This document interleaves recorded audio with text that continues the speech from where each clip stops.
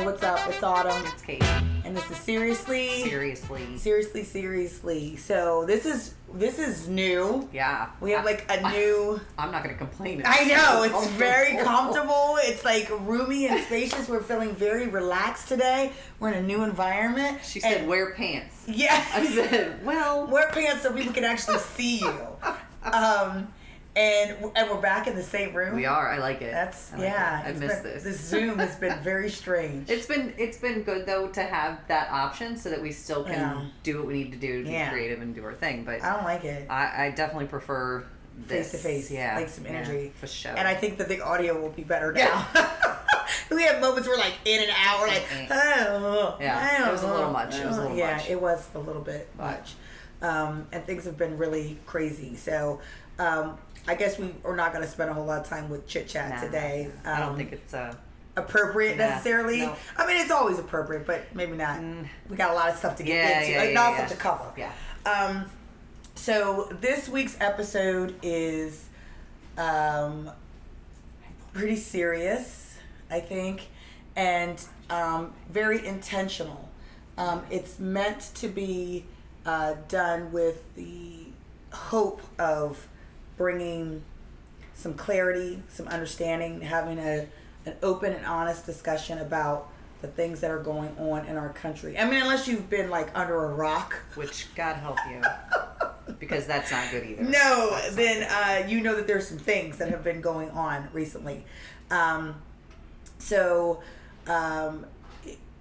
With that, we did open it up for some questions from the audience, from all of you, from the viewers. If there was anything that you specifically wanted us to talk about, and we did get some feedback with that, and so I do want to make an effort to try to incorporate your questions into the conversation today. But I think I just want to start off with one, just, what is the general just feeling right now? Like what? I think you have this weird dynamic right now. You have this very unsettled feeling, right? Mm-hmm. And it's unsettled for some people because it's uncomfortable. Right. It's uncomfortable to face the issue of race in this country, and it hasn't been done for obviously ever. Mm-hmm. Like it just truly hasn't been faced to the level and the space it needs to be. Yeah. You have a lot of confrontation. You have a lot of discourse and, well, I'm not racist. Right. Yeah, but you're not actively doing anything about not being racist either. And I think that has been the biggest thing on people's minds, and the biggest thing for white people in particular, at least just some of the conversations I've been seeing online, some of the discussions that I've had with other people, it's very defensive. Yeah. Right? Like it is super defensive. Right. God, if I see it one more time, and I know I'm going to piss some people off, all lives matter. Yeah. Right? Mm-hmm. If all lives matter, then this wouldn't be an issue. Right. If all lives mattered, the policies and inequities that exist in the system that we live in wouldn't be a thing. Right. We wouldn't be fighting this battle. We wouldn't be in this revolution that we're in. Right. And that's hard to face in a place where you thought you were a quote unquote good person. Right. And so I think that you have that very strong defensive feeling from white people in general, and then you have the other side of just wanting to listen to black people, wanting to hear what you guys have to say, wanting to hear the community, and what do we do as white people. And I think that the people that want to do something or act are kind of in the space of, what do I do? But I don't know what to do. I want to act, but I don't know what to. And I want to act so that it's not disingenuous. Right. I want to act so it matters. I want to act so that I'm following and not leading. Yeah. Right. So there's always that, ooh, I want to go do something. Yeah. Then you have the other part of that. You have virtue stating. You have people just posting stuff, or not doing anything other than just saying things. Right. Are you calling your senators? Are you digging into research? Are you looking at the history that you thought you knew? Right. And I think that has been very eye-opening. Yeah. I mean, I know you and I have spoken on many occasions with everything going on. Yeah. And we talked about the 1619 Project, Rachel Cargill. I love it. Oh my God! Look, fantastic. If you don't know anything about this, if you don't know anything about the 1619 Project, that was done through the New York Times, or that was the form that was used, that was published through. Excuse me. it's absolutely incredible. Yeah. And very eye-opening on so many levels. The long and short of it is that it's explaining how everything that you know about America is based on slavery. Based on black bodies. Yeah. Based on their labor and their, like, literally for nothing. Yeah. Yeah. The fact that there's no, what's the best word here? That there's no credit. Yeah. There's no acknowledgement. Right. There's no nothing. And what you thought you knew, man. Yeah. What you thought you knew. And literally everything. It's talking about traffic patterns,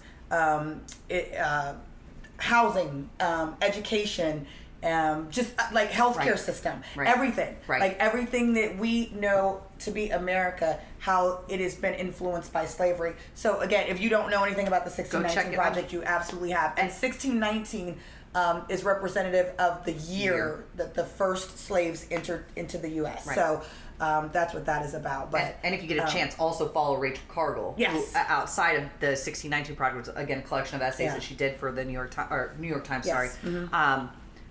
Wow. Yeah, she's incredible. She is a stellar and she's individual. Young. She's like 31 or 32 years old. And she's currently in her PhD stuff in Columbia. I actually listened to a podcast with her and Layla Saad, which was just phenomenal. Yeah. But again, it's one thing to really get into and talk to and whatever, and it's one thing to just say and not do. But if you're not actively participating in unlearning and re-educating and then participating, I think that's kind of where white people are. Yeah. And then the conversation, right? Knowing when to knowing when to ask certain questions, but also knowing to like do the research yourself. Yeah. Like, don't expect black people to give you the education that you need. Like, that is yes and no. Yeah, I no. So yes so, and no. Yeah. So there is an expectation to have some onus. Oh yeah. Right. Yeah. So if there's things that you don't know. Right. Then you need to make an effort to get to know. Right. Whether that be through conversations, whether that be through research, reading, whether it be through soul searching. Right. Yes, you do have a responsibility to that, right? Right. I do want to, before we get too far away from it, I do want to back up for a second and just to address some of the things that you talked about. Yeah.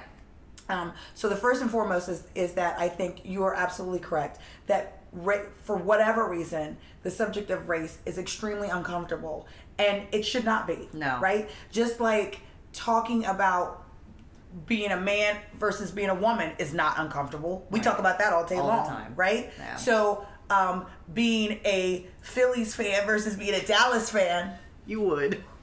right? It's not uncomfortable. Right. We have differences on so many levels in our lives, and we have the ability to talk about all of those places, but for some reason this is one of those places that is not, because there is a sensitivity around it on all sides, not just from black people, not just from white people, but on all sides. There's just this uncomfortableness of, what is this person going to say? Yeah. Where's this getting ready to go? Yeah. Right? Yeah. But I think that everybody, both sides of the equation, and this is to black people too, have a responsibility to be open to hearing what someone else has to say. For sure. And understanding that, if two people sit down with a true motivation and a spirit, lovingly, to gain clarity and understanding, then the things that are said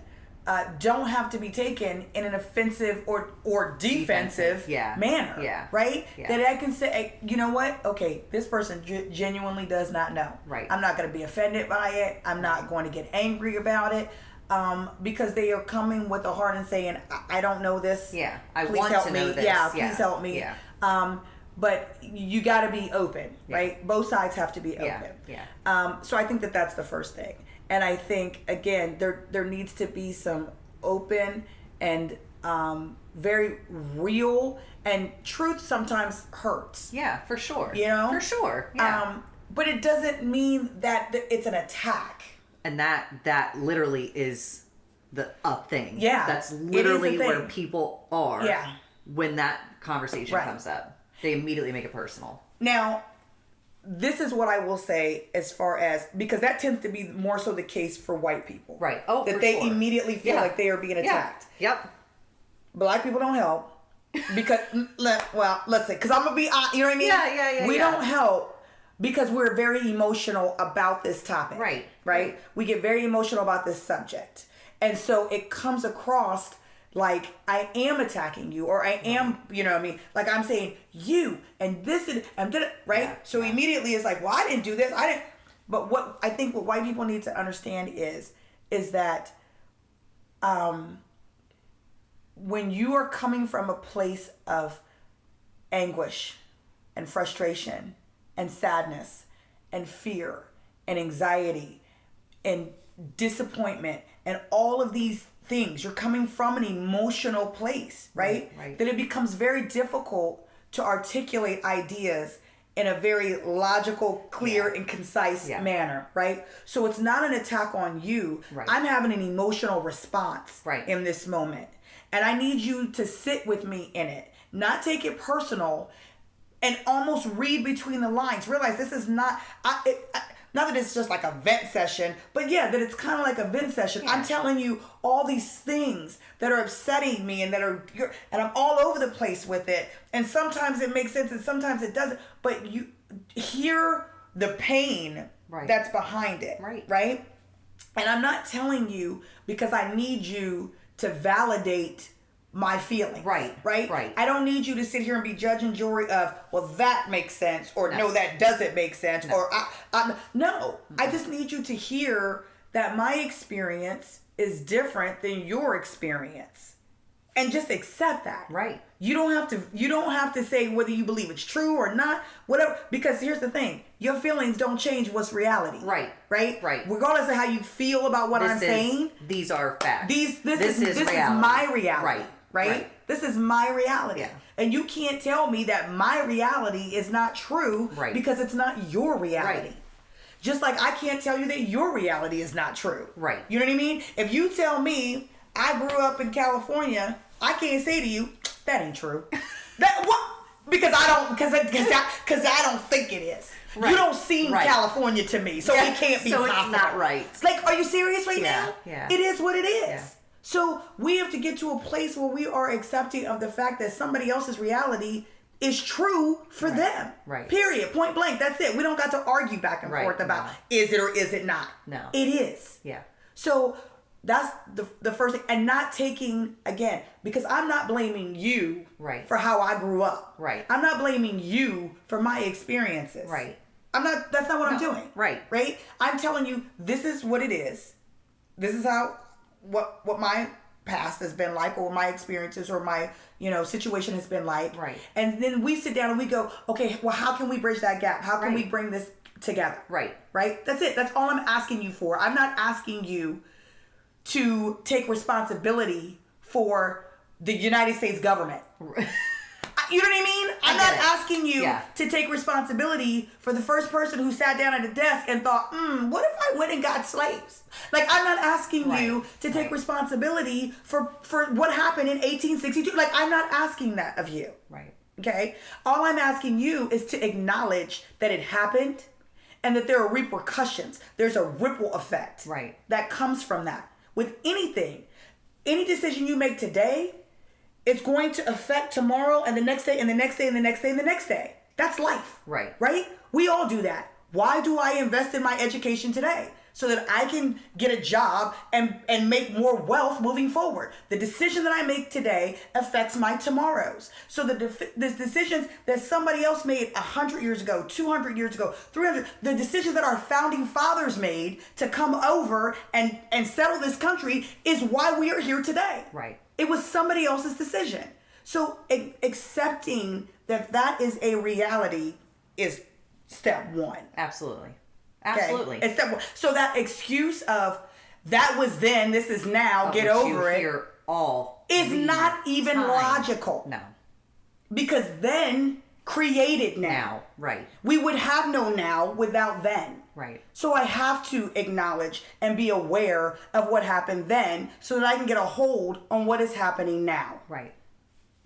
Step one. And it's not an attack. No, it isn't. Because nobody here was there to make those decisions. Right. And I think that's probably the biggest that's part of the hugest. And I think that's the part that really stops getting to like the next 16 steps, right? So if we can't get past this, we're never going to get here. Right.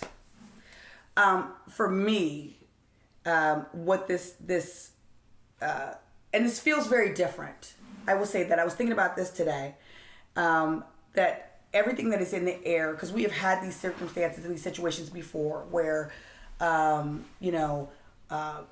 Martin and Mike Brown and just different people have been in the news where there has been violence against Black people that has come in many different shapes, you know what I mean, and forms, whether it be by law enforcement or just, and that seems to be what is obviously prevalent right now and what's in the news, but that's certainly not the only place that Black people have been disenfranchised or treated unfairly in different ways, you know what I mean, in different ways. But law enforcement seems to be the biggest thing that is happening right now, and for good reason. This George Floyd is tragic and devastating on so many levels, and I think it is beyond just what we saw there. It's because it represents so many other things, so many other ideas, and so many other institutions and thought processes and experiences, and I think that's why it is so overwhelming, that it's like it feels like the straw that broke the camel's back. We have come to this place where things have boiled and spilled over into a way that I don't think that we can go back. Right. I don't think that we can kind of brush this over and go, oh, well, that was, for the flavor of the week. Well, and rightfully so. And we shouldn't. Yeah. No, absolutely not. Yeah. But I'm saying that, so I think that because of that, the sooner that we all just get in it, the sooner we can start moving in a direction, versus trying to pretend and hold back whatever and fight just go with it. Yeah. And because it is for the best and it is necessary. Yeah. I am a mother. I'm a Black woman, clearly. But in case you can't see, in case you're listening, in case you're listening and you're not watching, I am a Black woman, and I have Black children. I have Black brothers, and I have sisters, and my parents, and I have uncles and cousins, and so for me, I look at this and I envision what their potential experiences are beyond myself. Right. What my children, what their potential experiences will be growing up in this world. And, for my sons, who are 17 and 11, I actually do know their ages today. Oh, good. Yeah, I was waiting. I was like, let me think about that. But to think about them being children and doing what children do, right? Because kids are ridiculous, and they go out there and they do dumb stuff, right? You know what I mean? Right. They speed, they have their music up loud in their car, they, you know what I mean? They just do things that kids do, right? Right. And to have the thought that may go beyond just a ticket, that's not just my thing of my son get ready to go out here and dang it, now I got a $200 ticket I gotta pay because he was speeding in speeding my car. That may turn into a death notification for me. That is the level of fear with that is very real. Communicating with my kids, they're trying to get a hold and an understanding about what is going on, what is happening. And us having those discussions and those conversations and trying to get them to understand the world that they live in and how they see themselves, how they see other people, how they make these connections, how they have these conversations with people. There's so much that goes into this and goes into being a Black mother right now, a Black father right now. Or I shouldn't even say a Black father because, my their dad is white, but he has Black sons. Right. He has Black daughter. So being a parent, period, to minority children, it's very difficult right now. Being in public safety, knowing public safety, loving public safety, it's very difficult in that space that I know what the public is like, or can be like, you know. And I know that can be a rough spot, right? And I know what it means to serve my community and to have a job that requires me to hold certain standards and values and different things like that. And to know people personally who are in law enforcement and the challenges that they face, but also being Black. Yeah. And that space is a difficult place to be in, to want to stand with Black America and everything that we are going through, but also wanting to stand with this profession that you honor and that you're a part of and that you see the good in, because you are good in it. Right. And you walk next to people who are good in it. So you know that it's real and that it's possible, but you see all these other things too. Yeah. So to say that the emotions have been high and all over the place is an understatement. Yeah. It's a complete understatement. So I think we could talk on and on and on about this, and I know that we will. But I do want to, I guess, basically kind of start with, because I think it is a good jumping off place of some of the things that people specifically wanted to ask or talk about. Yeah.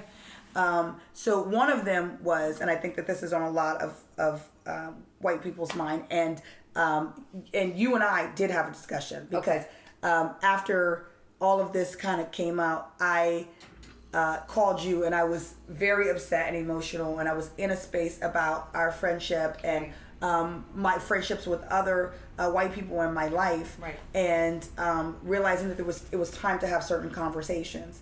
So a young lady who is white did ask, how do I talk to my Black friends?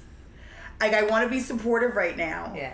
And I know that there's a lot going on, but I don't know what to say to them. I don't know how to interact. And she goes, it's almost like at a funeral and you're like uncomfortable because you want to say the right, and you don't want to say the wrong thing. You don't want to upset anybody. Right. And so we're all over the place with that, right? And the only thing I can say, and because there's no one right or wrong answer, right? Because every Black person ain't the same, right? And every Black person ain't right. And every Black person ain't gonna receive stuff the same way, right? Yeah. So I think that anything that you say from your heart that is loving and genuine is always going to be received the best. Right. You know what I mean?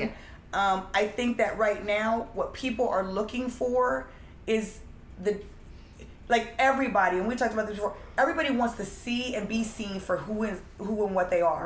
Right. I've had, I'm going to tell you what not to say. I don't see color. Okay, so that is something that people want to default to. Always. I don't see color. Everybody's there. I just see the human race. I know. I don't see black or white or this, that. I just see you. I just see autumn. Listen to me. You are insulting me. Yeah. That is an insult. Yeah. Because what you're doing is you're denying a huge part of who I am. Yeah. I am Black. Yeah. And that's okay. And it's beautiful. Yeah. And it's great. Exactly. That's you. Yeah. That's who I am. That's you. That's like saying I don't see that you're a woman. Yeah. Right. That's who I am. That's a part of my experience. And it's such a great part of yes. you. And that's part of the I know. And you know what I mean? Yes. Yeah. But people feel like don't say that. People feel like that's the right thing to do because it's like you're attempting to be enlightened. Yeah. Right? Yeah. I'm so deep. I don't see color. I'm so deep. Do your eyes not work? Are you colorblind? Is there a reason that you're not seeing color? Right. I need you to see my color because that is beyond who I am. Yeah. It's my perspectives. Right. It's my experiences. Yeah. It's my culture. It's how people interact with me. Right. It makes up 90-something%, no, 100%, right, but of what I am. So you saying that you is to deny a part of who I am. Right. So you're not doing me any favors. You're doing you favors because you're allowing yourself to be more comfortable. Right. That I could just ignore that piece and just go like, everything else is okay, and I'm just gonna pretend like I don't see this part. No, I need you to see that part. I need you to be uncomfortable in order for you to get for this to get better. Right. For us to get a true knowledge and understanding about each other. So that's the wrong thing to say. Fact. That's the wrong thing. Fact. Yeah. Can I just ask? Yes. So I think, when we started talking about everything a while ago, one of the biggest things that we had expressed to each other, regardless of what you feel or how, the best way to start the conversation, how are you? Yeah. How are you? Yeah. What are your thoughts and feelings, and how are you? Yeah. Start there. Start there. And listen. And then shut the hell up. Yeah. Yeah. And listen. Yeah. And don't try to justify or rationalize with somebody else. And that's what I'm saying with the validation. I don't need you to validate what my feelings are. Yeah. That I have a right or don't have a right to feel a certain way. Be with you. Just sit here. Be with you. Just sit here and with it and just listen. Yeah. And ask questions where you don't understand. Right. You know, if I say something and you say, "Oh, I hear what you're saying. Can you please clarify?" Because what I'm hearing, what I'm hearing feels like this, or I don't understand that, or I'm not even sure. And that doesn't mean that you have to agree with everything. Right. I may say some things, or whoever may say some things, and you go, "Oh, okay." Okay. Right. We're not always going to agree. Right. But just listen. Yeah. And then if you ask me a question about it and you go like, "Oh, I hear you. Have you thought about it this way, or is there this or that?" And then we can have that dialogue. Right, because that's going to lead to clarification. Exactly. Insight. That's going to lead to, you already had a preconceived idea of what your response was going to be based on whatever you already thought, and you may come with a different answer, a different response, and then it's like, okay, well, why? Right. Why do you feel that way? Right. Or why is that what you think? Right.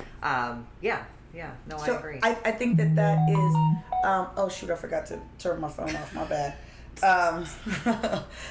But yes, how are you? I think that's how you start the conversation, and with listening, right? With listening and with an open heart, and everything that you say and do with the motivation, and the spirit of love and unity, right? And acceptance, right? Okay, so that I think is a good segue into the next question. Side note: I didn't know what any of these questions were. Yeah, it's okay. All right.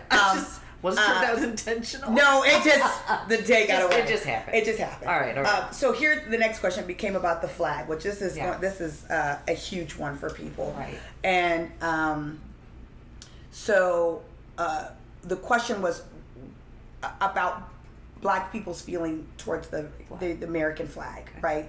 And Colin Kaepernick and all these things, the kneeling for the national anthem and that kind of thing. So, first of all, let me say this. I am not the Black ambassador. I don't speak for every Black person on the planet or the United States, quite honestly. I don't speak for every Black person in my household. But to give you a general idea of this Black culture and Black community and just what it means to be Black and how that experience is. So, I'm going to be honest about it and myself. Right. I, from the time that I was in probably 6th grade up until I started my career, I did not stand for the national anthem. I did not pledge allegiance to the flag. And the reason that I have since chosen to is because I voluntarily decided to become a part of an organization that is a part of our culture and what we do. And so because I have voluntarily put myself into a culture that is a part of the culture, then I will respect that. And I will adhere to the customs and that go along with that, right? But for myself, the reason that I wasn't, and maybe I was more of a rebel, you know what I mean? Because I was doing it way before Kaepernick. No, I'm playing. But the reason that I didn't is because when I was young and when I was growing up, my parents were very big on giving us like assignments. Okay. Outside of school, right? I hated it. They were like, I hated it. Like I wasn't doing enough work. Yeah. But these assignments were very specific. Okay. That we were given names of different influential Black artists, doctors, inventors, politicians, just in general, right? So we'd have to read a little thing on them, and then we'd have to do like a little book report, and then we'd have to present it to the family. Okay, that's kind of cool. It is very cool. Yeah. I know now that I'm looking back on it, I do. With our kids. Exactly. What's wrong with us? But here's the thing. But when you're a kid, you're like, oh, I could be using this time for other things. I could be doing something else. Yeah. So, but how cool. Anyway. But a funny thing happened. So in doing that, what I realized was that the history that I was learning at home was not the same history that I was learning at school. Wow. And so I would sit in school and we would, be hearing my lessons and stuff like that. And I'd be like, well, wait a minute. That's not right. Well, why not?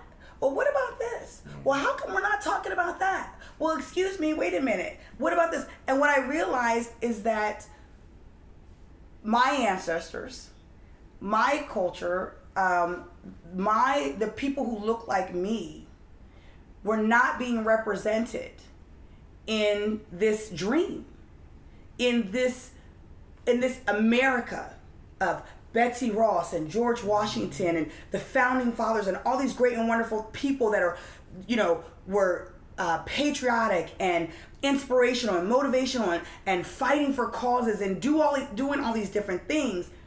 We were nowhere to be found in them. Like, we just didn't even exist. And I went, this isn't represented, is not representing me at all. How can you ask me to pledge allegiance to something that will not even acknowledge me, will not acknowledge my history, where I come from, what I'm about, who my ancestors are, my grandparents? My grandfather received a Purple Heart for this country. Wow. And you won't acknowledge that he did any Tuskegee Airmen. You have so many people who have built and worked and contributed to the greatness of this country, and you don't even think enough of them to mention them in a 6th grade pamphlet. So no, I won't pledge allegiance. That's why. For me, that was why. I said, when this country gets better, then I'll do better. That's how I felt as a 6th grader. 6th grade. That's how I felt. But I love my country. I do. I studied history in college. Like, specifically, I love history. I love politics. I love that spirit and that motivation. And I was telling somebody the other day, I said, you'll never find a more patriotic people than black people. You were talking to me. Oh, you, okay. We were on the phone. Yeah, I said, you'll never find a more patriotic people than black people. That's the thing. Because America was built on unrest. Mm-hmm. That's how we got to this country. It's people who believed in something, who were willing to fight and die and for ideals, for something bigger than the reality that they are in. If that ain't black people, I don't know what is, right? Mm-hmm. So this country needs that spirit. This country needs us. And we have contributed to the greatness of it through unrest. Women's suffrage, the right to vote, all that's all black people. LBGT community rights and stuff, that's all coming after black people, because we have said that enough is enough. We're not going to live as second-class citizens. And other people say, well, if y'all not, then we not. Right. So there's I wish I had looked it up, because I just to refresh my memory, went all the way to the Supreme Court. And I think you and I also were talking about this. And there was a group of children who refused to stand for the national anthem many years ago. And this is back in the day when it was required. Yeah. There was no option. Everybody did. This is a part of American school. Yeah. You stood. Yeah. And they didn't want to. And so the kids were like getting ready to be expelled. Mm-hmm. And the parents were like, well, you can't do this. And so anyway, this went all the way to the Supreme Court. And the ruling was, no, you cannot. You cannot force patriotism on somebody. Right. But the dissertation that was written after that was so beautifully and elegant, and I'm not going to do it justice, but I am going to try to get to the gist of what it was saying. And what the justices basically said was, listen, patriotism is born out of a love for something, and a bonding or identity towards or with something. Right. And so when you try to force somebody to pledge allegiance to anything, it's not real. There's no real loyalty there. It's born out of fear and out of obligation. So the thing that you're trying to achieve, you really haven't. You're not trusting the system. If you're just great, people will naturally gravitate towards you. Right. People will naturally want to pledge allegiance to you because you're just great. You don't have to force them, right? So, and then they further went on and said, we need people who are willing to buck the system. That's what makes America so great. Right. That's what keeps us moving forward, is those people. We need those people in the crowd who are willing to be rebel rousers and say, the emperor has no clothes. Right. To speak truth to power and say, that's not right. We need to do better, because that's how we keep growing and progressing. And we can see that all throughout our history. There was always a group of people who were willing to go, nope, not going to do it. Now, and you always had the people who were happy with status quo. Right. Right. Right? Yeah. But then you gotta. You make change. You make change. Change comes and we from get that better. space. Yeah. And we make change and we get better. So that it's that those people are actually, that is America. Right. Right. That is America. Yeah, for sure. So I think it should be said that when people don't, and let's be clear about this, about the American flag. The American flag is a symbol. Right. Right? Mm-hmm. It is not a living, breathing thing. It's not a human being. It's not an organization. It doesn't create policies. It's a symbol. Right. Right? And it represents certain things. It represents people. It represents a nation, a republic. It represents something else. But a flag in and of itself is an inanimate object. Right. Right? So depending on what your interaction with to the thing that it represents is what your feeling is going to be towards the symbol. Right. So let's take the flag out of it, because that's a hot topic and people are going to be like, eh. I know. So let's take the flag out of it. Right. Okay? Let's say the Eiffel Tower. Okay. I know. Right? And I don't have anything against French, We're the going French with the or Eiffel Paris Tower. or anything. Right?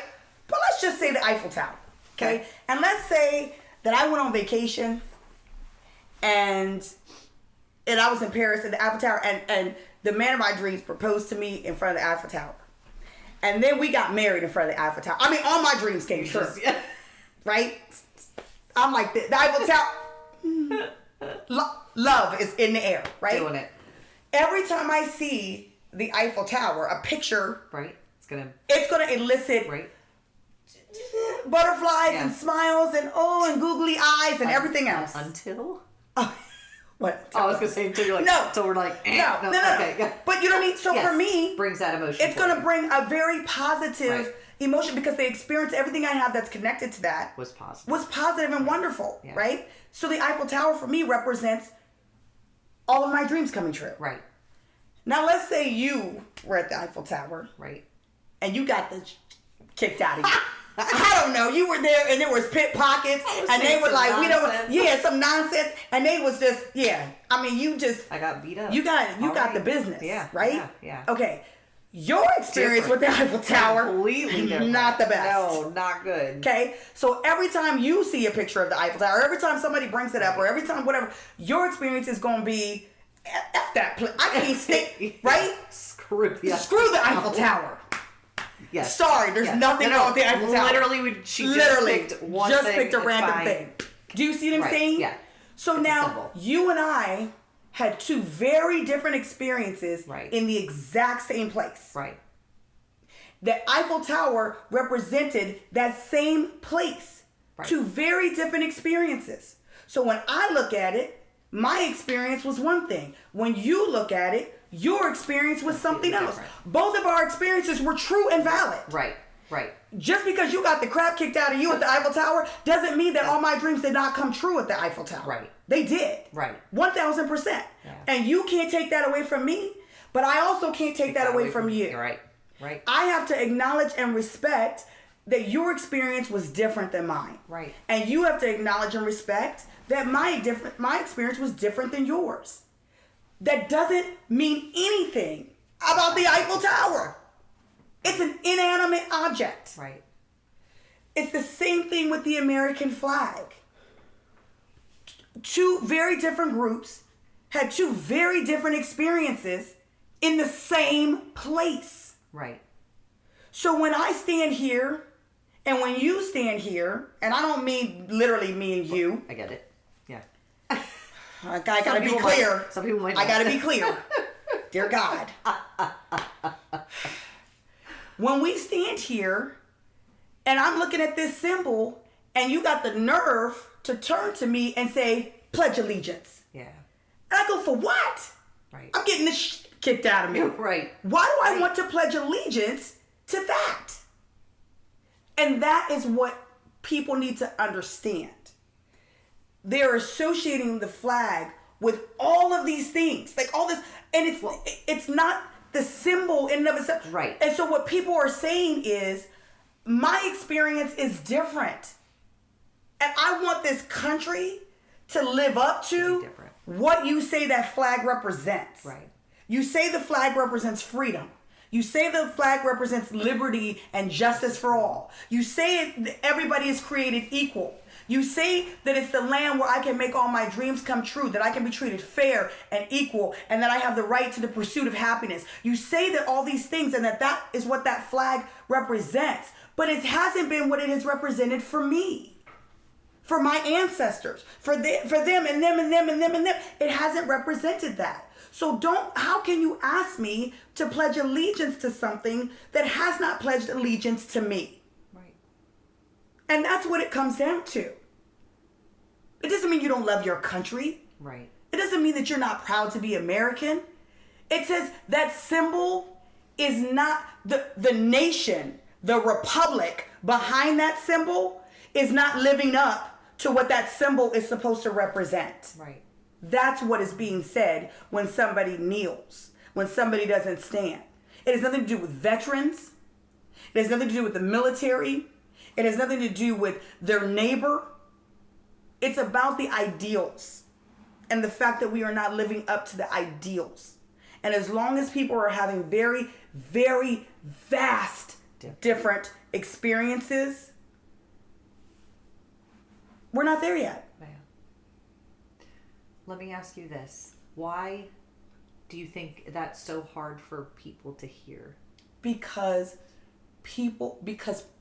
let me rephrase. Let's be real. Why do you think that's so hard for white people to hear? Because there has to be an acknowledgement that something is wrong. And if you acknowledge something is wrong, now you have to do something about it. Right. I used this example to my kids the other day. It's very rare that a child is molested and somebody doesn't know. Right. That is extremely rare, right? Right. Why? Why do children go so long being molested? Because people turn away. Right. Because they make excuses, because they don't want to get involved. They don't want that's going to cause you to have to do something. I have to acknowledge that something is going on, and then I have to be active in it. I have to pick up the phone and make phone calls, and I got to and be uncomfortable. Right. It causes me to have to be uncomfortable. So it's easier for me to go, oh, they just a loving family. Oh, that's just that. It's easier for me to excuse so I can absolve myself of the responsibility of having to act. Right? So what happens? Then now we got to create law. Because if that's not true, why do we have to create laws that force people to report what they know? Right. There shouldn't be. Why should there be a law that has to force me, that says it's going to punish me for not telling if a kid is being abused? Right. That should be, everybody should be shouting from the rooftops. Right. Why? Because people realize and understand that the natural thing is for people to want to ignore what makes them uncomfortable. Right. So that's why. Because it's uncomfortable for me to think, if this is true, if everything that you are saying is true, well, we gotta do something. And so to that point too, because I know this is something I've gotten a lot of flack for being vocal in other areas, has been the defensive side. Mm-hmm. So yeah, outside of just pretending like we don't see it, it's been the defensive side. Well, nothing's wrong. Yeah. How can you think that something's wrong? How can you tell me that I'm not being anti-racist enough? How can you tell? And because I've heard I've also heard people say that's not true. Well, you just have to do X, Y, and Z. You have to do this and that. But again, somebody else, what do black people want? What do you want? Right? The first off is the acknowledgement that somebody else's experience may be different than yours. Right. Right. Somebody else's reality may be different than yours.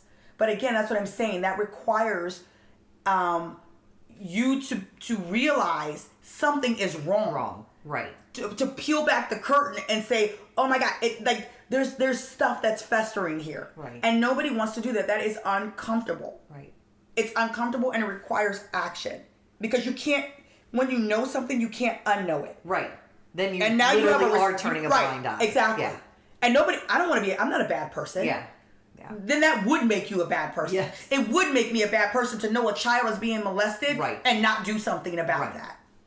That would make, so I make excuses so that I can sleep at night. Right. So that I can say, so when it comes out, I go, oh my God, who knew? You knew. Right. You just convinced yourself that you didn't. Right. And it's the same thing. You knew there were injustices. You see it all over your time feed. Right. You see it in the news. Yeah. You knew that.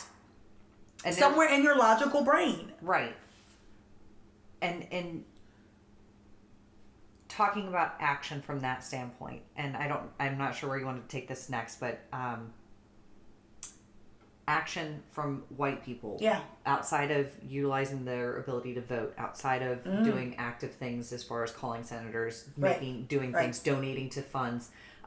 There are so many resources out there and so many different places to act. Right. What I know another question that had come up was, what can I do? Yeah.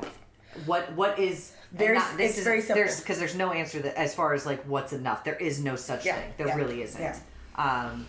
But yeah, I think that's. I think okay. So I've been thinking about this too because you're right. You can't scream at somebody and say do something, and then they go, "What do you want me to do?" I don't know. You figure it out. Well, and right but to be fair, like it is part. Yes and no. Yeah, no, I get it. But like it's also our responsibility to educate ourselves and do the 1,000%. And you know what I mean? Yes. Like it's not just, hey, can you just tell me what to do because I don't know, 100.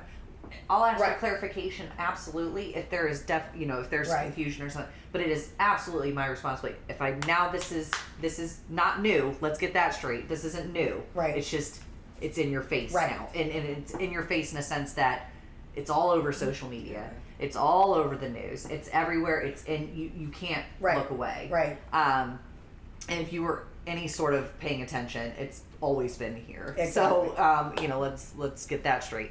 But yes, I think that's another question that's come up a lot. Okay, so now what? Now what do I do? Yeah. So here's my answer. I think to this is very simple. Okay, the acknowledgement. Right. That's that. Having conversations. Right. That's another thing. I think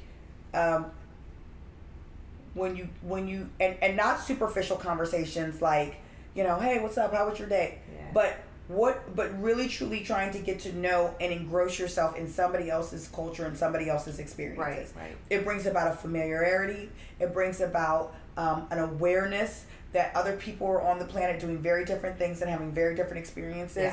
And so it begins to change the way you see yourself and the way that you see other people, the way that you see life, right?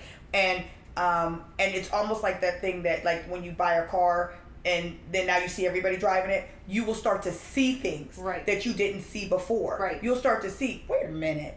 Everybody has a red car. Yeah, right. Yeah. But you'll start to see, that's what they was talking about. Yeah. Now I see that tone that they say sometimes people are using with them. Right. Now I see how somebody got passed over for something. You'll start to pick up and be aware about things that you haven't been seeing because it didn't affect you before. Right.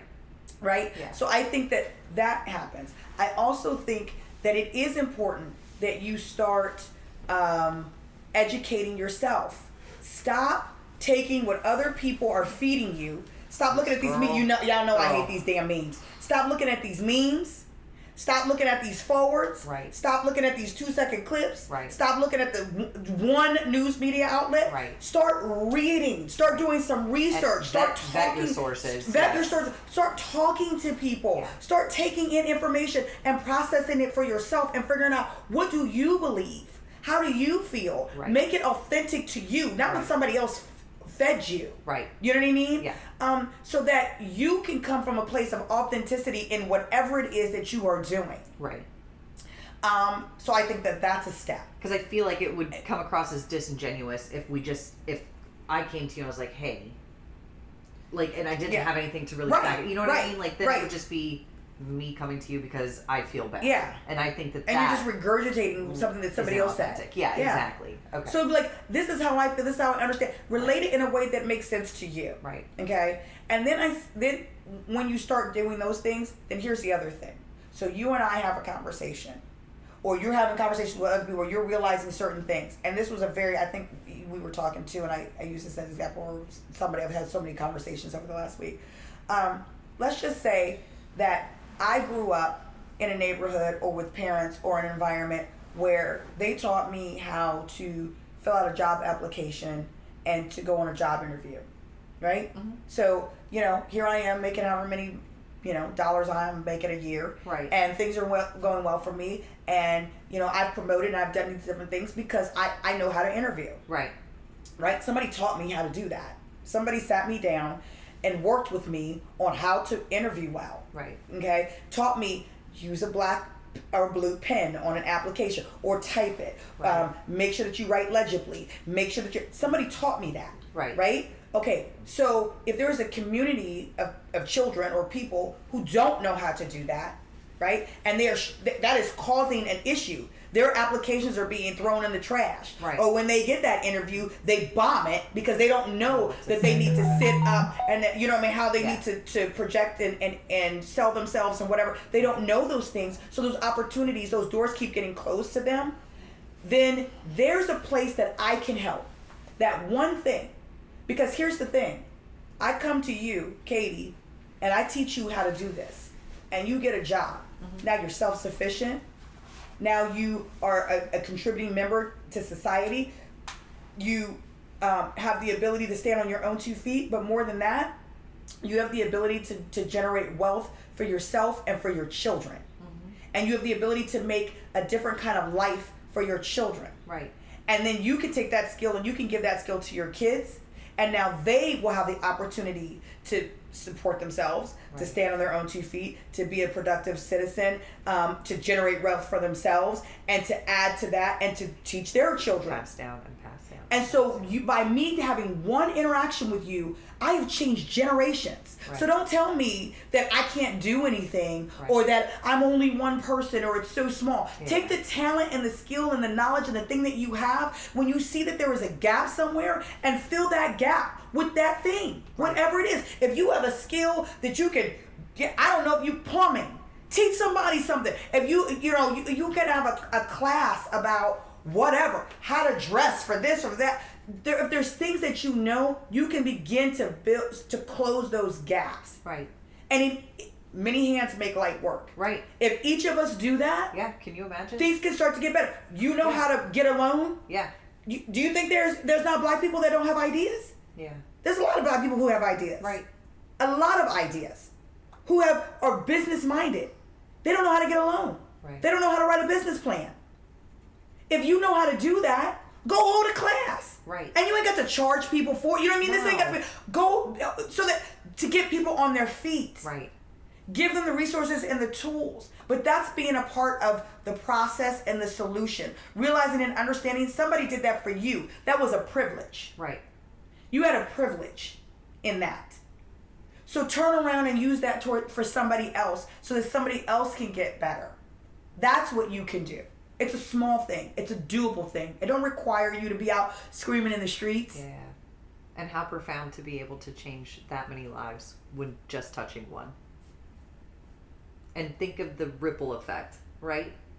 If everybody collectively did that, and not even necessarily just on that scale, but even if this group went to this and did this, or advocated for this group, or set up this fund for this group, like there's so many ways to do things. I just think people feel kind of lost. Yeah. Let me ask you this, and I don't know where you're going either, because we did not talk about anything before, other than just our personal conversations. Does it feel like too little, too late? No, it's never too little, too late. Yeah. Ever. No. I think that's a big, and I only ask that because I feel like that's part of the narrative for white people. Yeah. Like, is okay, that's why I'll just be over here. You know what I mean? Outside of like turning the blind eye or not seeing it or just not wanting to participate for whatever effing reason. I think that I know that's something I've been struggling with that we've talked about, had been that inauthentic feeling of, well, okay, now you're going to do something, or now we're going to have these conversations. Yeah, or now, you know what I mean? I think it's always a good time to grow and to learn to try to get better. I don't care, who you are, what you are, what the subject matter is. It's never too late. I think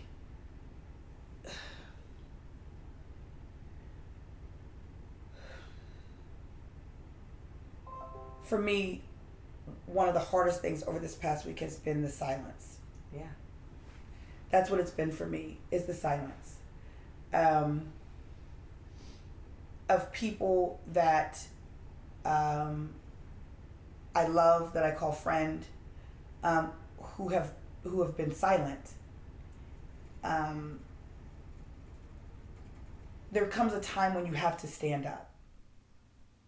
And when you say, what can white people do? You can stand up. Right? For sure. Because when there's somebody, it's like speaking up for the underdog. Right. Right? Right. So you have the ability to speak up for somebody who cannot speak up for themselves, or doesn't have the same influence or access or whatever that you may have. And if you don't use that to stand up for somebody, like that, it hurts. Yeah. That is heartbreaking. Yeah. I can take racism all day long, because at least it's blatant. It's in your face. It is what it is. You know what I mean? You don't like me because, well, it is. All right. Well, all right, sir, ma'am, whatever. Okay. But the people who say, "Oh, I love you. Oh, I have your back. Oh, I'm this or I'm that and that," and then there's a moment, and we all have a pivotal moment, each and every one of us, on many different things. Right. Where where the rubber meets the road, and it's hard. Yeah. Because it requires something from you. It's uncomfortable. And it requires something. Right. Right. It costs you. You either act or you don't. Yes. You either act costs you or you something. Don't. Right. Right. But that's when you know what you're made of. And that's when other people get to know what you're made of. That's the moment that people get to see who and what your character is. Right. That you cannot be silent. That you have to stand up and say, I believe this. And that's what people need. That's what I need from my friends, from my family. Right. I need you to stand up and say what you believe. Right. If you love me, if you care about my experiences and my children, what I'm going through, my feelings, my emotions, our relationship, what is happening, I need you to stand up and say, this is what I believe. This is what I understand. Right. Even if you're on a different side, if you don't get it. Right. Acknowledge I want to know. Yeah. I want to understand. Right. Something ain't right here. I don't know what's not right, but I acknowledge something ain't right, and I want to figure this thing out. But to sit by quietly and not just say nothing and be like, oh, what you want to go get drinks this weekend? No, I don't. But what I do want to do is talk about this. Yeah. That's what I do want to do. And at least I feel like that's not your place to have to say something to your friends to stand up for you. Does that make sense? Like they should just effing do it. I know, but it's hard. I know. It's hard because it requires you to stand up against the grain. Right. It requires you to maybe potentially take flack from people that you know they feel a certain way, and so you don't want to be the odd man. Right. But you know what? Here's the thing. Nothing would ever change in life if you don't have people who are willing to stand up and say something different. Right. Right? Yeah. Women would not have the right to vote if not. If you know what I mean? Yeah. There's so many things that would not have happened if there wasn't somebody who was willing to be uncomfortable, if there wasn't somebody who was willing to be, ostracized or called out or whatever the case may be. Man. But what matters more? And that's what I'm saying. That's where you get to learn who am I? What am I really made of? Is me being comfortable more important than what is right? That's a decision you gotta make for yourself. Right. And I just, I went to a class and it was talking about women in leadership. And one of the things that they said was they invited men to the workshop. It was a women's workshop, but they encouraged and invited men. Right. And they said it's very important that men, you guys are in this, because the men are like, well, why? What do I need to come to women in leadership? I don't want to be a woman. And they said, because we need you to be allies for women. Because men occupy the whole table. Right. There's always going to be men at the table. Right. Women are trying to get to the table. And if there's not men there who acknowledge and respect and appreciate women and what they contribute and what they bring, and who speak up and welcome and inclusive and say, silence other people, say, we're going to listen to her. If women don't have those allies, they'll never get there. We need men at the table to welcome women. It's the same thing. Black people need white people who are at the table to welcome them in. So that's where the speaking up comes from. It can't just be the underdog. It can't just be the sheep that are speaking out. It's got to be the wolves. Right. And I'm not associating white people with wolves like treacherous. I really like your analogy. I know, but you see, I know, but I get it. And so do they. I mean in power. Right. People who have, who are strong, who are this, who are that, who, you know what I mean, are in these positions, right? Platforms. Right. That you have to speak up for those who can't. Right. That's what you can do.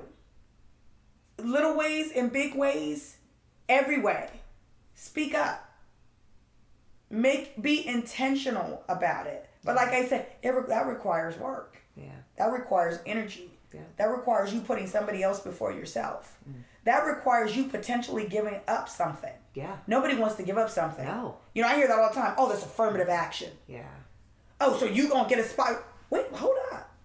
Are you implying that I shouldn't get a spot? Right. Why shouldn't I have an opportunity at it? Right? And again, there would be no need for affirmative action if we did right. Right?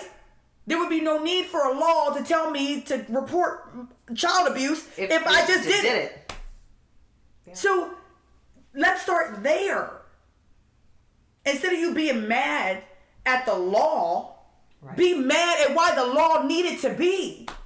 Yeah. Start there. You want to get rid of the law? Let's address why the law is here in the first place. Right. We're looking at the wrong things. Oh, for sure. Our perspective is in the wrong places. For sure. And you can see that all over the place. I have so many questions. Oh. But I have so many questions because I know that the conversations we've had, again, in private have been very emotional, just like it is here today, which,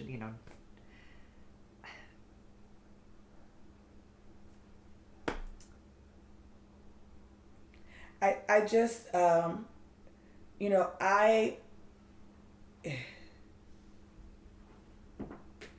am so many things, and every one of the things that I am is influenced by my blackness, right? Every one of them. Who I am as a mom, who I am as a friend, who I am as a leader. I would not be all the things that people see in me, that they say, oh, I love this about you, or I love this, that comes from my blackness and the experiences that I have had, both good and bad, in that place. It's a beautiful place to be. I love being black. I wouldn't want to be anything else. I love my hair, my skin, my culture, our music, our spirit, our mentality. I just love everything about being black. And that doesn't mean just be me saying that. Doesn't mean that I don't appreciate and love what any other culture is doing or what any other culture is about. But I have a right to be proud of who I am and where I come from. I have a right to that. And I also have a right to want to protect me, my kids, people who look like me. I also have a right to want to do that. Just like I have a right to want to protect children and women and anybody else that I feel like needs protecting. Right. That doesn't make me racist. It doesn't make me anti-anything because I'm pro-black. That doesn't make me anti-white. Right. I love everybody, and I can't think of a single person who has ever interacted with me that could say that I mistreated them in any way, shape, or form for any, you know what I mean? Right. And certainly not based on any race or any of those kinds of things. Right. Right? But I want to be free to be who I am. And I want that to be okay. In everywhere that I walk. I want to be able to be myself at work, with my friends, at home, at the store. I want to be able to be me, and that to be okay. I want my children to be able to be who they are, and that to be okay. I don't want them to have to temper themselves to make other people feel comfortable. I don't want them to have to change their appearance, the way that they speak, the way that they carry themselves, to make other people feel comfortable. Why? There is nothing wrong with them. That's what we want. That's what we want. That's what I want. I want to be known and loved for who I am. And that means being a black woman.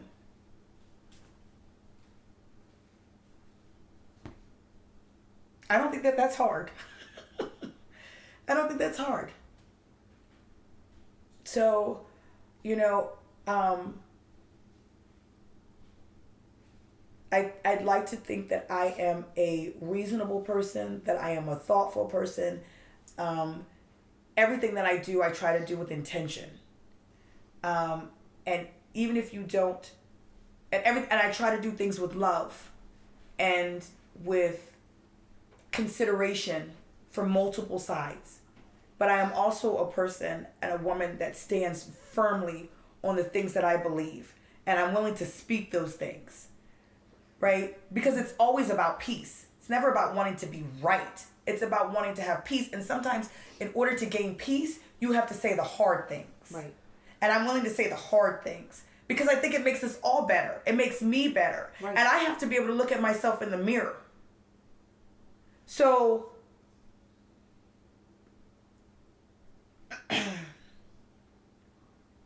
I think I hope that everything that I have said, people will understand has come from that place. And certainly not with the intention to offend or to attack, to blame or any of those things. But to give clarity, to open up a conversation, and to get people to understand and realize that there's other sides and other perspectives that are valuable, right, and necessary. Right. Have any of the conversations this week with other people that haven't necessarily spoken up or said anything or asked you how you are, have those conversations led to anything more, or have they just kind of fallen flat? I don't want to say our conversation. Yeah. I think has led to more. Oh, for sure. Right? Yeah. So that's sure. right there. Yeah. That right there, yes. So I think that, yes, 1,000% has led to things, right? Yeah. So I think my job, and anybody's job, is to plant seeds. Oh, for sure. Right? Can you not read my mind? Did you see my IG post? I didn't. You didn't? No, seriously, did you say that? Touch. Did you say that? So went on my last hike this morning. Yeah. And as I'm passing through the trail, it was a really beautiful trail. The waterfall, of course, was the most beautiful part. However, there were a bunch of very large uprooted trees. Yeah. And uprooted trees, you could see, had been knocked over flat from storm, whatever the case may be. And the diameter of the tree was very small, but the roots were very widespread. Yeah. And so I had taken a picture of the roots that were exposed. Yeah. And I just talked about how we plant seeds every day. Yeah. We plant seeds with our words, with our thoughts, with our actions, with our interactions. And we don't always necessarily know how far our reach are going to go. Absolutely. Right? They can smother out things that are meant to have their energy from somewhere else, but they can also create change and touch different things and create life in a symbiotic fashion versus snuffing out whatever life is left. And if we're aware of those, if we're thinking about it from that standpoint, the seeds that we plant can have very far-reaching effects. And so that's very interesting that you hadn't seen that. And I did not see it. I know. I need to get on the Instagram. No, I didn't see that, but I do. You know, I believe very strongly that God uses us all as vessels, and we have. And you're right. We do have the ability to speak life into things, and so I think that my job, or all of our jobs, is to plant seeds. And God will water them. God will bring somebody else along to water them. I plant the seed and something else will come along and sprinkle a little something on it and something else will sprinkle. And pretty soon that thing will grow up and it'll be what it's supposed to be, right? So it starts there though. So I don't always necessarily just take this back to the question about conversations. Yeah. I don't necessarily expect or have the intention of speaking to you by the end of this conversation. You're gonna be a full-blown tree, right? No, no. But I do plant the seed, and then I pray over it, and I say, you know what? God's gonna speak to that thing, right? And something will come from it, right? Whether I see it or not. Maybe it won't manifest itself for another week, month, year, 10 years, whatever. But the seed has been planted, right? And that has to be enough. Yeah. So. I don't think that any word spoken in love is in vain. Yeah. It does what it intends to do. It breaks up hard ground and it encourages something new to flourish there. And so, no, it's never too late. Yeah. I have every hope and every faith that things will get better as long as we keep speaking like life into each other. And I think that it is important that we have faith and that we believe. And those are American values. Right. Right? Right. So I go back to that, me being patriotic. Right. And me being hugely proud to be American and be a part of this history and this nation and this country. This country is based on faith.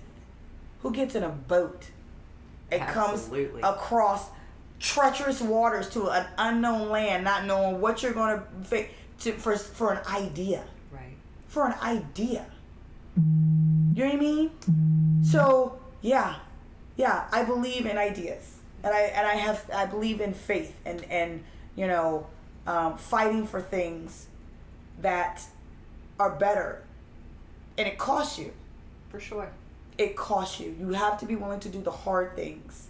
But you have to decide what's more important. Your comfort zone or truth and justice and something better for someone else. Yeah. And those are all personal decisions. Yeah. You know, those are all personal decisions. Before we end, I do want to speak to the riots. Yeah. Because I think that that's also very important and that's a big thing. People don't understand rioting. Right. Okay. And I think that it's multi. Like there's so many facets to that, sure, right? For sure. So you're always going to get the low lifes, right? Who just are opportunists, right? Oh, sure. Something is what? Cool. Yeah, that's an opportunity for me, right? You always going to get those people in every group. Yeah, doesn't matter. But you also have to look at it from this viewpoint, and this, trust me, I am a law-abiding citizen. Right. I've never been arrested. I don't believe in breaking laws. Right? Okay. Right. But you have to look at it this way. You are dealing with human beings. You're not dealing with robots. You're not dealing with, inanimate objects. You are dealing with human beings who have feelings and emotions, fears, desires, frustrations, all of these things. All of it. Right? Yes. So when you tell a human being, listen, if you do things the right way, we'll hear your grievances. Mm-hmm. Go through the court system, talk to your senator, call your congressperson, vote, show up, right? I tell you to do things the right way. Right. Comply with this officer, right? Mm-hmm. And then make a complaint later. Yeah. Somebody's going to follow up. You will get justice. Yeah. Right? I tell you that. And you do those things. And then you get nothing. And then, the opposite. You get the exact opposite. Yeah. You get nothing. Yeah. Nothing of what was promised to you. Mm-hmm. Pretty soon, you start looking at me like as a liar. Why would you trust me? Why would I trust the system? Yeah. So now F you and your system. Yeah. Right? Yeah. Why should I tried it your way? Right. And it still didn't work out. Right. I still wasn't heard. Still wasn't heard. Still wasn't seen. So now I'm about to burn this thing to the ground. Maybe you will hear me then. Yeah. And that's, again, not me saying that's the thing to do. Right. What I'm saying is, when you're dealing with human beings who are emotional, who are frustrated, who feel like they are not being heard, this is and I'm not comparing black people to children at all. Right. I just like to give metaphors in bite sizes where people can understand them. Right? Because I think that's part of the problem. That's part of the problem. Yeah. Sometimes these ideas get too complex and they're like, I can't. Yeah. So let's take this down to a toddler. Right. When that toddler feels like I'm not listening to them, they throw a tantrum. Right. They kick their legs all over the place. They roll over the floor. Right. Look at me. Yeah. You know what I mean? Screaming and hollering, snot flying everywhere because I'm not paying attention to them. Right. Right? So that's a very basic human response is what I'm getting to. Right. That's a very basic human response, that when a person is not heard, then they gonna make you hear them. Yeah. So the system has to take a little bit of accountability in saying, we encourage this by not hearing you. Right. By all the inequities and all the injustices that already exist within said system. Right. Yeah. If I don't listen to you, you're going to do something to get my attention. Yeah. Until I do. Yeah. And look what we got. We got bills coming through the city. We got this. We got people. We got Black Lives Matter. We got all these things that are happening because of unrest. Right. So there's I was cracking up to somebody. I said, man, we kind of wise. There's an old African proverb that says, if a child is not welcomed in the village, he will burn it down to feel its warmth. Wow. It's an old African proverb. Wow. We was spitting wisdom back in the day. Wow. Yeah. But how profound. Yeah. But it's true. Right. Because it's human nature. Right. You're dealing with humans. It doesn't matter what time frame. It doesn't matter what situations. It doesn't matter what color. Right. It doesn't matter what gender. Right. It doesn't matter whatever. Anybody, I don't care who you are, anybody is going to respond that way. Absolutely. Just like anybody's going to jump out of a burning building. Right. These are human responses. Right. If you don't hear me, I'm going to make you hear me. Eventually. Yeah. May not be the first move. Yeah. May not be the second. But at some point, I'm going to get your attention. Yeah. People act out. And rightfully so. I think the harder part that, people on the opposing side of that argument are, the looters, they're not getting their message across. You're missing the point. Yeah. The point isn't the looting or the rioting or the unrest. That's the message. Yeah. The message is listen and hear us. Right. This exists. Right. This is a thing. Right. This is here and now in your face. Right. Stop focusing on that. Focus on the message. Yeah. Fix the shit. Right. Fix it. Yeah. And I think that there's so much that people are, and you see it all over different media outlets, and I've definitely been viewing different media outlets just because, God bless, everything's fake news anymore half the time. Oh my God, I hate that term. Or super biased. Okay, thank you. That I'll take. I hate that term, fake news. My bad. Didn't know that. Yeah. Super biased, and to be expected. So you got to look at your sources and then go expand from there. But the other part of that is people are so focused on that particular aspect. At least it seems like, and I don't want to speak for every white person, a lot of white people are focused, well, their message isn't being heard because... because it's easier to deflect. For sure. Yeah, for sure. And now we don't have to focus on... Yes. Why? Right. Why? Right. Why? So I'm in a position of leadership, right? And I tell people this all the time. I say, listen, and I tell my kids this too. I might have heard this. You probably have. If somebody does something to you that does not give you leave to retaliate back, right? Because what immediately happens is that person goes, "Oh, you did this." Yeah. They don't stop and look at themselves. No. They look at you. We're gonna deal with you first. Right. And then somehow they get lost in the shuffle. Yep. So that is what is happening with this. Yeah. Something bad happened. a man put his knee in another man's neck and killed him in the middle of the day. That happened. Mm-hmm. That was a bad thing. Yeah. Right? But what people do is they go, oh, you're rioting. Oh, you're looting. Oh, you're stealing out of the Target. As though the Target building burning down is somehow worse than a man losing his life in the middle of the street in broad daylight. Right. Target is insured. Promise you. Yeah. They ain't lost a dime on that building going up in flames. Right. I promise you. Yeah. Right? But this family has lost a son, a father, a brother, a friend. Life has been lost. When did we get to a place that a building is more important and valuable than a human being?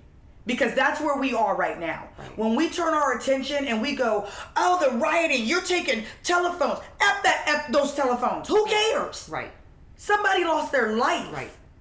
That's what you should be indignant about. Right. Not Target. Because Target ain't going to give me a dime, you a dime, nobody a dime. And I promise you, again, that they have not lost a single profit off of that building going up in flames. Again, this is not me condoning looting or rioting or any of those things, but it is me saying stop with the deflection. Right. Focus. Focus on what matters. Right. A man lost his life. Let's be clear. Let's not deflect from that. Let's not turn our eyes away from that. A man put his knee in somebody's neck in the middle of the day with people driving by. The boldness of that. People begging him to stop. With his hands in his pockets. Yeah. That's what we should be outraged about. Not Target. Right. Target gonna be fine. Yeah. Guess what? They gonna rebuild tomorrow. Yeah. George Floyd is never coming back. His family will never be the same. His children are never getting their that an insurance claim is never gonna fix that. Nope. So if we gotta weigh things out, let's look at what's really important.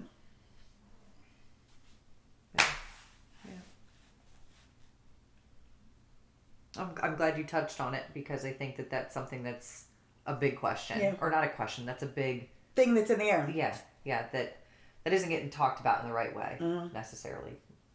But I think that when you put that in focus of someone's life versus property, property. Yeah. That's supposed to be our number one. Law enforcement. Everybody. It's supposed to be preservation of life first. Right. That's on the top of everybody's list. Right. Preservation of life first, because we say that life means more than anything else. Yeah. Right? Firefighters, everybody. It's the preservation of life first. Right. Not property. Property is second. Property can be replaced. Yeah. People cannot. So let's focus on what is important. That man has value to somebody. He may not have value to you, but he has value to somebody. And if that was your brother or your uncle or your father in the street or your whatever, if that was my son in the street, you can burn every mother building down in this town and I wouldn't give two shit because that's my son. Right. That's my son. Somebody right now is crying themselves to sleep at night. If you've ever lost somebody who matters to you violently or, that affects you so deeply. And it's so insulting to hear people talk about a building over the life of somebody you love. And you got the nerve to talk to me about a building? Could you be any more callous? I don't get it. I don't understand that. Well, I do not understand that. I think you're right. You're spot on with the reason that people are even saying it in the first place. It's, I don't have to deal with this. I don't have to deal with how I feel. And it's not an excuse. It's not. It's not an excuse, but I think we need to really take some hard looks at ourselves and look at what is behind the things that we are saying and that we are doing. And in times like this, instead of spouting off at the top of the first thing that comes to my head, stop for a second and really think about somebody else, what they're saying. Think about what you're saying, why you're saying it, where it's coming from, and what your words mean and represent. Because words have meaning. They're not just randomly flying off your tongue. They have meaning. Right. And what are you implying? Because that's where we have to start walking things back. Oh, that's not what I really meant to say. Well, if you'd have stopped for a second and thought about what you really meant to say, then this wouldn't be a thing. Right. But that's, you know what I mean? That has been the hugest thing on my mind as far as the writing stuff is concerned, because I've seen that in my timeline. I've had to unfollow some people because they have been so adamant about these rioters and this and I'm like, yo, a man lost his life. Yeah. Like, seriously. Black people are losing their lives in so many ways, shapes, and forms right now. Like, that is what matters. That is what matters. And how does that make black people feel, again, when it comes across feeling like we have so little value in your eyes that you would be more indignant about a building than a black man?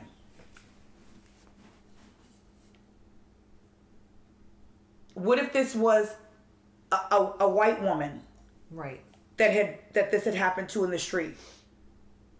Would you be saying the same thing? Different reaction, right? Yeah. Because I also didn't see these same people in my commentary and in my timeline when the Philadelphia Eagles won, and the fans were looting and rioting the streets and burning stuff up. They wasn't screaming the rioters and the looters then, because our city is, well, we won the Super Bowl. Wasn't nobody saying anything about that. Man. And that was over a ring. That was, you got to be top dog for a year, a ring. Right? So we rioting and we looting in the streets and setting stuff on fire in Philly during that.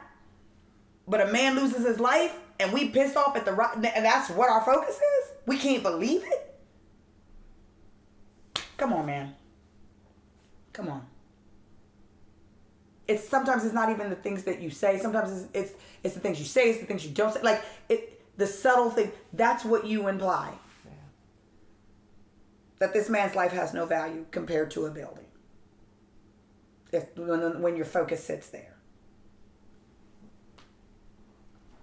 So, motivation and takeaways.